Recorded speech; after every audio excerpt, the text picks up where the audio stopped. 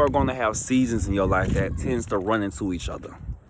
There are going to be times when things are in winter, things are dying, and it also will look like things are in spring, things are growing, things are beginning, things are becoming anew. And so it's like you enter a process of where you are not only releasing something, but you're also rejuvenating it. And you're allowing yourself to elevate it into a higher existence. And so where you may start it off a couple years ago, becoming aware of your people pleasing, becoming aware of how you no longer wanting to connect to certain individuals and connect to certain habits and different things that you've done in the past. Over the years, have you been actively doing the work to elevate from that stance? So just becoming aware was the first step in that healing journey. And as you went through and as you reconnected the tissue, the cells, and you created these new cells, because you got to remember, thinking physically, when we cut ourselves and our body heals, it's not the same blood cells and stuff that we lost that is coming and closing that, that wound. It's new.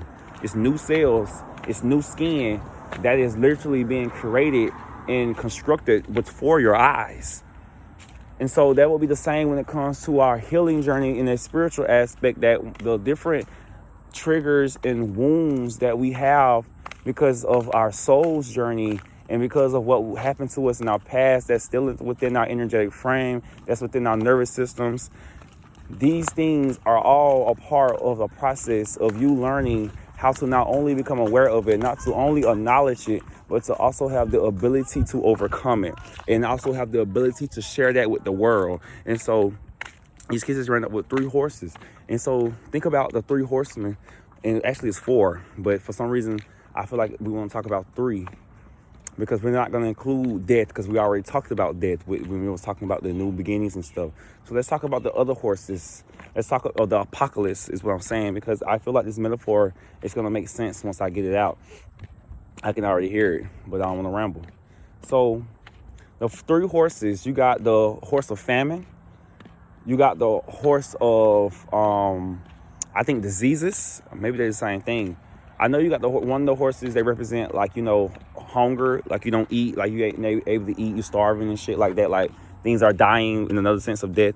You got the horse that bring diseases and things like that. And I believe the other horse is a horse of war, I believe.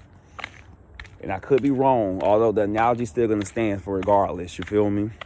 And because I'm the one telling it, you feel me? That's another thing that we have to acknowledge as well. Like the knowledge that and the wisdom that we create and that we basically bring out of ourselves comes from the different experiences that we go through. So the difference between wisdom and knowledge is just something that you know. And you can't know more than you know. And you only know what you know in the time that you know. You feel me? Wisdom comes from experience. It comes from you actually getting out into the world and applying what you quote unquote know. And through wisdom, you get to evolve what you once knew.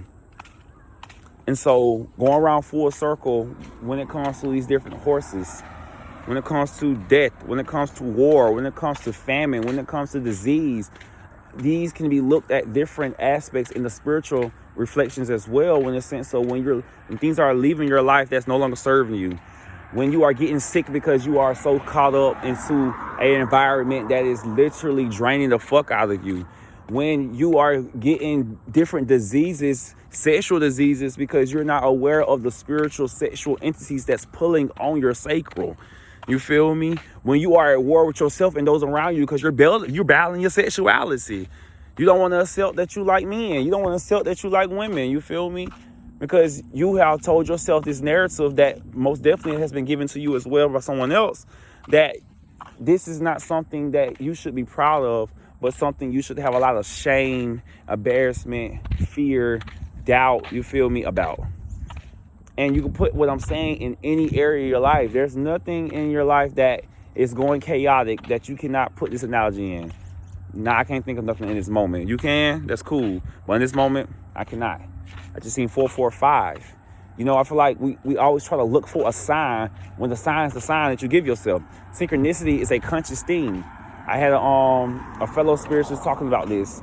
on YouTube. He's a beautiful spiritual teacher from my perspective. I love the little knowledge that I have, received from him just by watching his videos and him helping me put things into words that I just do, I'm a 2-4 projector. So with me being that 2 energy, my hermit energy, is a lot of things I just do that I don't realize that everyone can't do. You get what I'm saying? Or everyone's not doing, because I'm just doing it. It's just natural things that I do, natural ways that I see life, natural ways that I believe in things and how I move. And so he was talking about synchronicity. See how that white car just passed by? For me, that is me understanding that I'm tapped into my crown. For me, white represents that crown. Although if white was something was perceived as something different to me, I wouldn't have perceived that as a sign of to keep talking. If I saw white as something that blinds me, or something that needs to be painted, or something that's not fully seen yet, then that will be perceived to me as a different type of sign.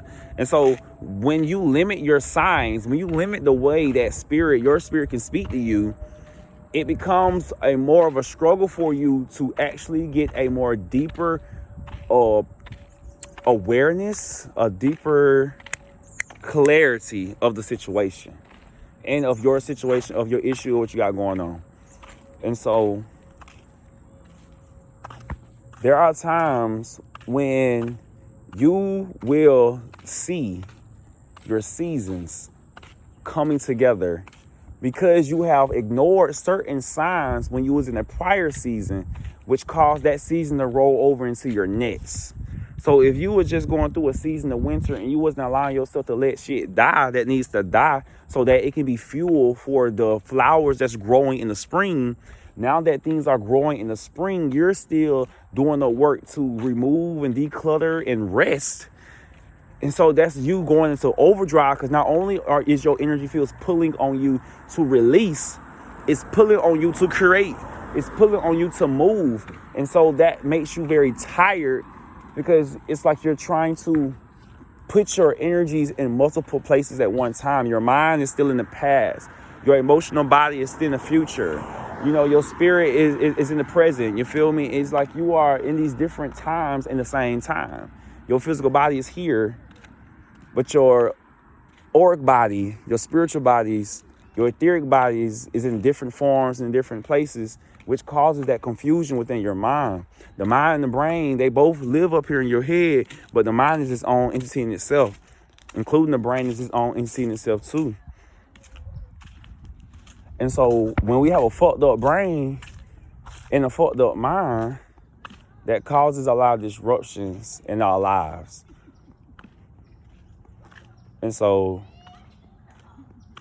depending on if you are predominantly left brain or if you're predominantly right brain, will be an understanding of you having to find the balance on the other side of that.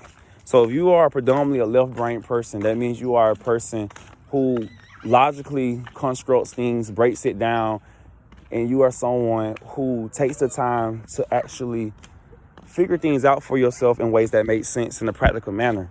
If you're more of a right brain person is somebody who is more imaginative, someone who spends more of their time inside, spends more of their time in their mind, spend more of their time just creating, not really feeling the need to having to explain why they do what they do. They just do it. And so both of these sides of your brains is needed. That's why we have left and right side brains. We need both sides. And so that can also be looked at when it comes to your spirituality as well, when it comes to your energies, when it comes to different things. Your feminine energy, your masculine energy, both is needed in different times. Feminine energy teaches you to rest and to just be and to exist, while your masculine energy teaches you to move, teaches you to create, teaches you to get out here and get something done. But masculine and feminine energy isn't just something that can just be looked at in one way, one form, because it exists in all ways, in all forms. Even these trees, these plants have a masculine or feminine expression of itself.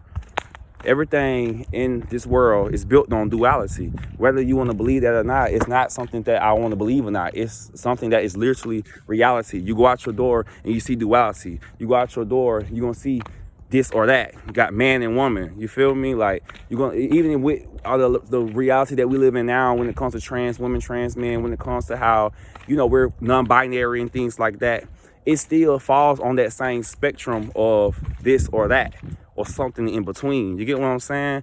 And so I just personally feel like where we are at in our lives now, when it comes to shifting from one season to another season, when you are in a season of winter and spring, it's really chaotic because you feel like shit is dying because you see it dying around you, while at the same time, deep inside, you just know that things are birthing, things are growing, because your season of winter has lasted way longer than it should have because you wasn't doing your work.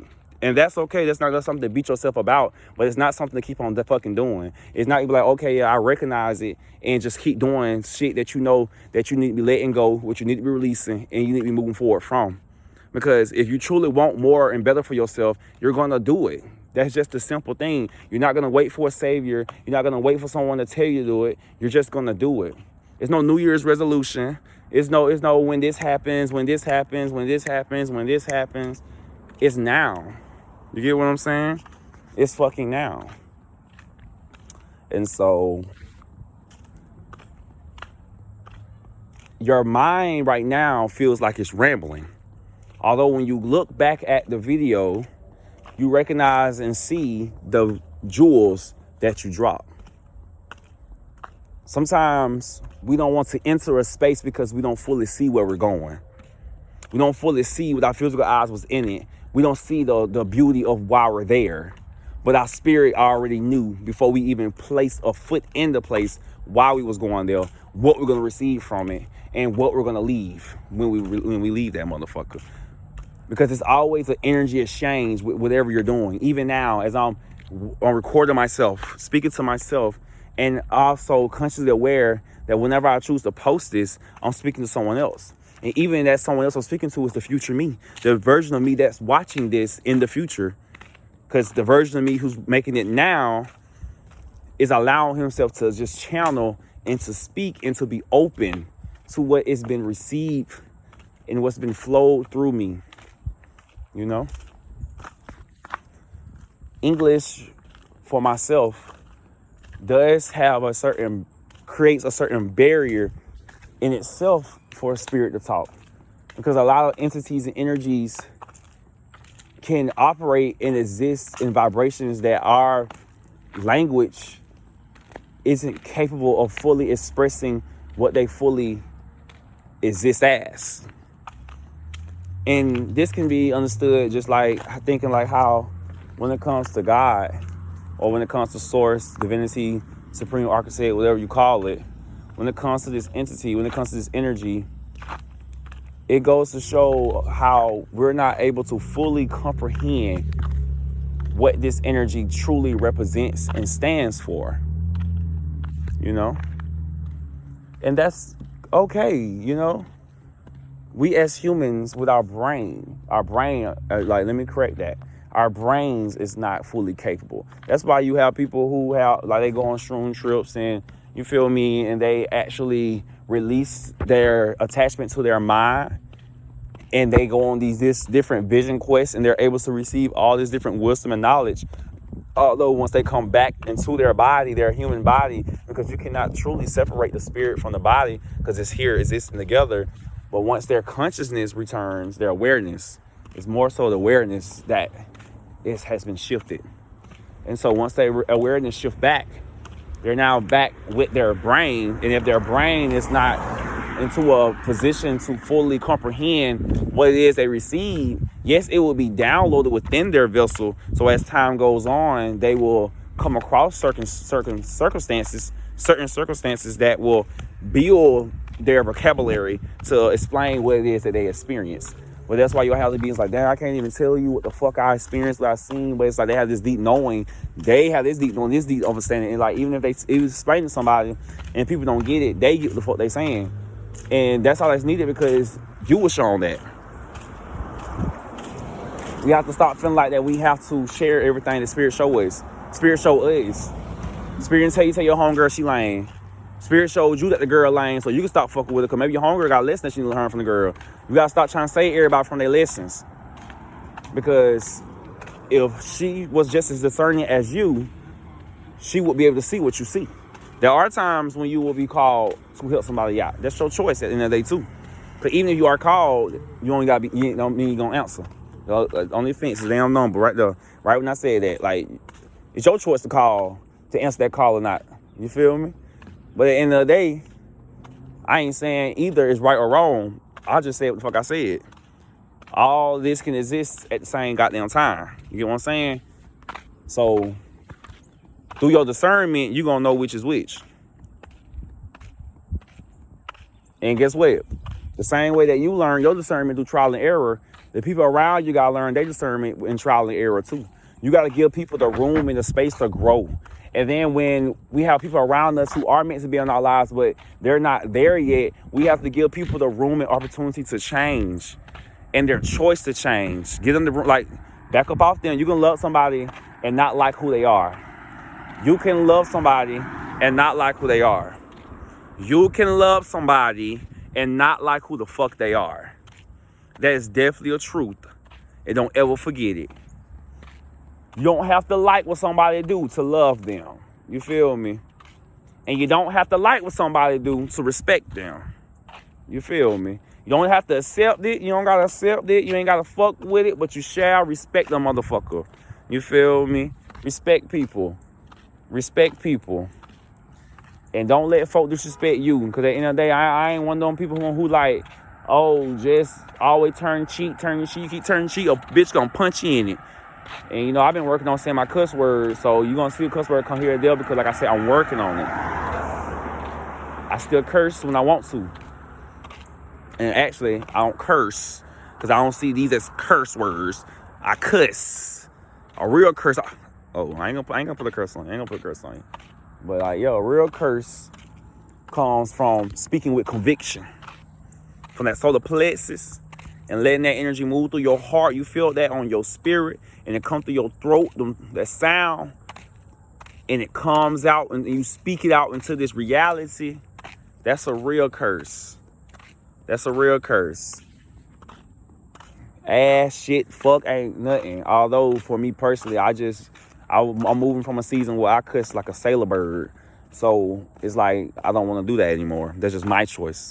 You know, I don't got nothing against anybody who want to cuss. Like, baby, you want to cuss, shit, fuck. I just personally don't want to use these words. It's like certain words, because of where I'm at in my frequency, just don't resonate with me anymore. Like the word shit.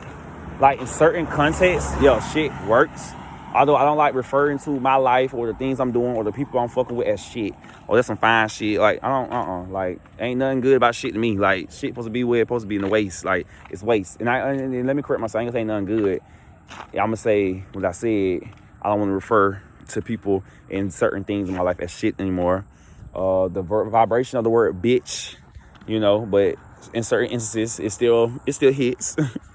What's another one for me? The word nigga. The word nigga, it still hits in certain instances because of my background, where I come from, small town, you feel me, from the hood, stuff like that. Grew up saying it. Although for me, vibrational wise, it just gives, every time I say it, for me, I just feel it's like ignorant. It just gives an energy of ignorancy. You don't even have to mean ignorant, even though it does. But it gives the energy of ignorance. It gives the energy of someone who wants to defy something just to do it. You feel me? And that's what that bitch word too is like. Nigga and bitches, it's like the energy of that energy now just gives to people who don't want to evolve, don't want to elevate. It's like you can feel the energy of people wanting to stand on that because it gives them some sense of power. I'm a real ass bitch. I'm a real ass nigga. You feel me? But at the end of the day, I don't want to say too much because it's like in the sense of I don't want to make it seem like I am coming for someone who says that, which I can't help what people gonna assume because I already stated that's not what I was doing. So fuck it. That's another thing I'm working on too. Working on feeling the need to apologize. You said what you said. If you have to come back and correct what you said, then go back and correct what you said. You can have the room and the space to do that. Even if other people don't give you the room and space to do that, make sure you're giving yourself the room and space to correct yourself. Correct yourself. You ain't gotta wait for somebody to correct you. But there are times when we don't even know what we said or how we said it really affects somebody until they tell us. And sometimes, bro, it's not really about what you say, it's how you say it. Most of the time it's like that. But then will be times when it ain't about It ain't about how you said it. It's about what the fuck you said. Like, why would you say some shit like that? No matter how you said that shit, that was foul. Yeah, girl, you just ugly as fuck. What? Like, no, get the fuck out my face, please. But yeah, I just had to get this little channel message out. Had to really channel for myself and really just see myself in a true light, you know, and talk to myself in a very objective point of view instead of a subjective point of view. And now it's time for me to do the same thing with my readings. I'm gonna go sit by my tree, get right or whatever. So, yeah. It's your boy BeeAzi. Thank you for listening.